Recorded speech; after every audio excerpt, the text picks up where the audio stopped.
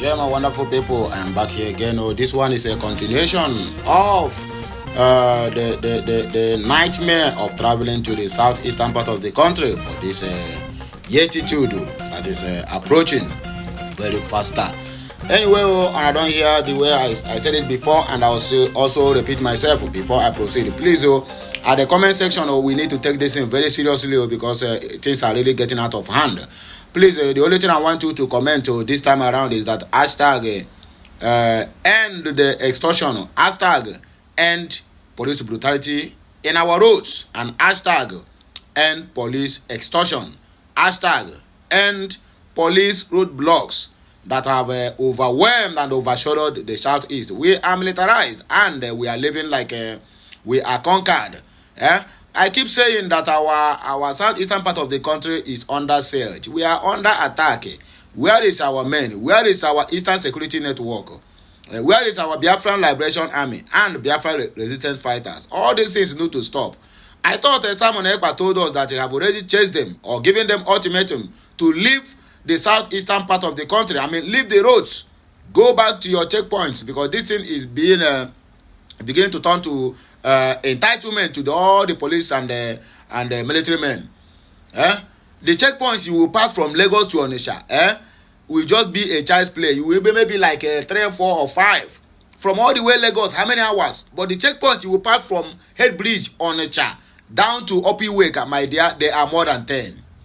That is how our place have been under siege and have been under attack. And still yet, our prominent men, they are not saying anything about it. Even the southeastern governors who see all this thing on daily basis, because I'm very sure they are passing those roads, they have not commented anything. Instead, they will drop by and give them sacks of money, applauding them for doing nonsense work against the southeasterners.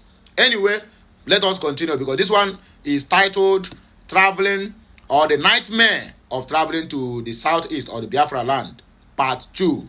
Like, share, comment, and make sure you subscribe. If you didn't share this message and you watch it and you hear it and you know all these things is what is happening, my dear, you are an efulefu. Take it from me. And have no any apology for using that word. Nothing will change you until the southeast governors rise to say it is enough. According to what do they call it? According to INC. The national president of the Igbo National Congress, Comrade Chiloso Godosenti, said the governors of the southeast should rise to say enough is enough. He said the humiliation has lasted before the southeast governors have allowed it. He stated, the Igbo National Congress strongly condemns such humiliation and torture of the residents of the southeast. It is happening because the governors gave their consent to it.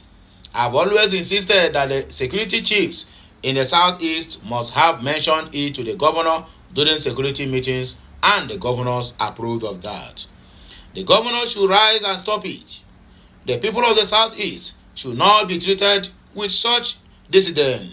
Yes, there had been cases of criminals attacking security agents at checkpoints, but this shouldn't warrant such measure. It is capable of generating hatred in the minds of residents, thereby making them not to volunteer necessary intelligence needed to ensure effective security of the zone. Checkpoints in the southeast are officially organized extortion. It is now, it seems like they have put it in their constitution. Intimidation points. Prof. Igwe, a renowned professor of political science, Obasi Igwe, said the checkpoints across Southeast region are officially set to extortion, intimidation, humiliation against Ndigbo. He also alleged that the checkpoints are very often used for evils, in some cases kidnapping takeover near and around some checkpoints, and wondered how such things happen near security operatives. Nigeria's checkpoints in the South and Middle Belt are officially organized extortion, humiliation, and also intimidation of Ndigbo. Huge sums of money are extorted from Igbo at gunpoint at checkpoints, including those by another tribal group called Road Safety Corps, the topmost nemesis of travelers whose own assignment is how to make bad things worse. Igbo youths with laptops, attractive handsets, reverse caps, sagging trousers, backpacks, especially those in flashy cars, are instantly arrested for being Yahoo boys, and once taken or dragged behind a nearby building, they never seen again by their families. The intimidation must stop, Igwe said. Roadblocks now, toll gates should be dismantled, according to COSAIL. Igbo youths, under the urges of Coalition of Southeast Youth Leaders, COSAIL, condemned this embarrassing practice by the security operatives deployed to the Southeast region and called for the immediate removal of roadblocks unless they are ready to genuinely serve as security checkpoints, not extortion points, as they presently constitute. The President General of the COSAIL, Comrade Goodluck Ibem, said soldiers and policemen deployed to the Southeast should stop treating the residents of the region as slaves and conquered people. The federal government should clear the roadblocks. They are already causing logjam and inflicting pains on the people. How much more during XMAS period, when more vehicles will be on the roads? In their bid to extort money from motorists, they create long hold-ups, increasing pains and hardship to the people plying those roads. Security is about intelligence gathering. Before now, we used to have security patrols. Roadblocks are not the only way to tackle criminality. Let the security operatives do more of patrol instead of staying at a particular point, which the bad boys know how to avoid.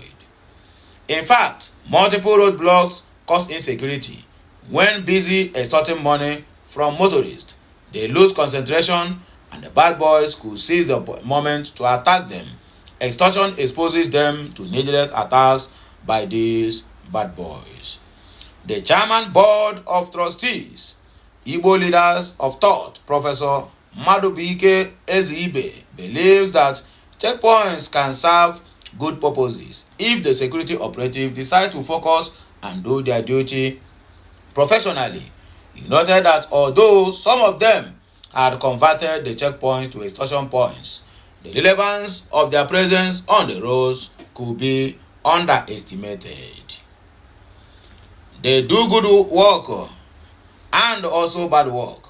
If you tell them to stay, what about the bad work they are doing?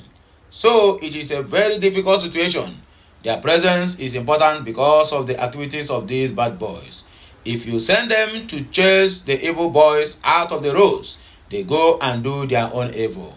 But the police and the military hierarchies have a way of controlling them. I don't think it will be proper to ask them to leave the road block, because if they do, these bad boys will deal with people mercilessly.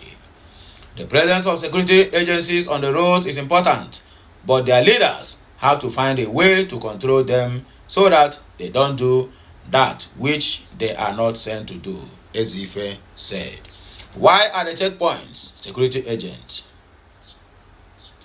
Defending the presence of numerous checkpoints in the region, a security personnel who spoke on the grounds of anonymity said, the killings that have been going on and are the unprecedented savagery that attend these killings keeps one wondering whether Igbo land is now populated by extreme brutes and savages.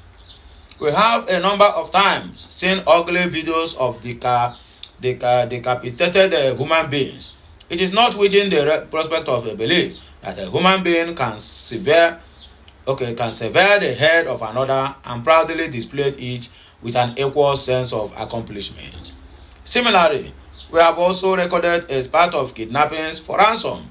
The act has sadly become a very well organized and highly flourishing business from the turn of events. It now looks like a sin of sort to build a decent house or buy a car after many years of diligent toil and labor, because that is now an open invitation to those who like to fish from the boat instead of the river. The Nigerian nation appears injured and helpless at this unfortunate new normal, as these killings, kidnappers, arson, and decapitations no longer make news to most people. With time, the growing level of insecurity in the land gradually moved to the nation's highways. This necessitated the posting of policemen on the highways, apparently in a bid to stem the tide of these serious crimes. The police high command decided to mount security checkpoints on the highways.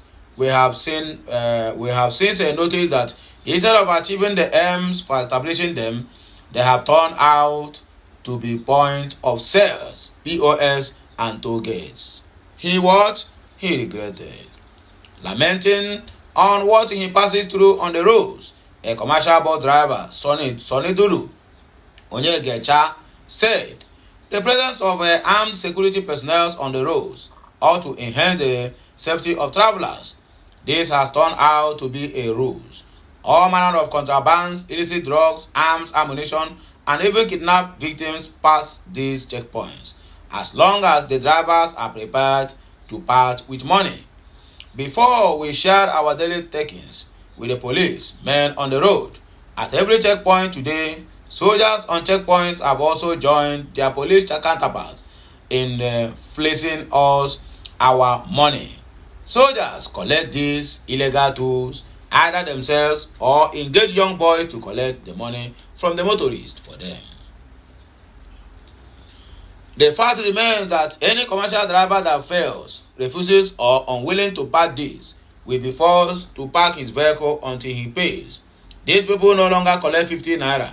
The toll now is from 100 naira and above. These security personnel brazenly collect these tolls, stuff the pockets of their uniforms to boarding points, and openly return the balance to the drivers. Voila.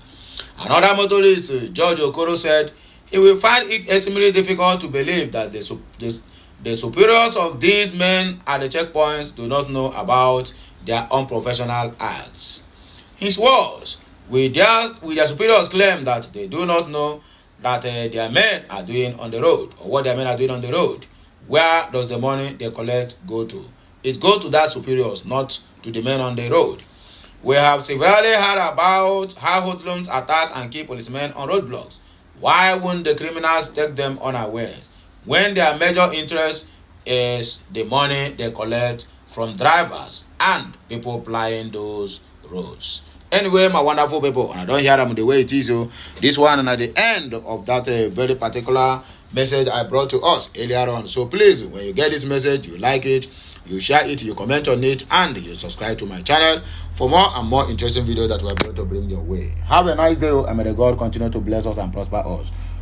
Anyway, I go take a break.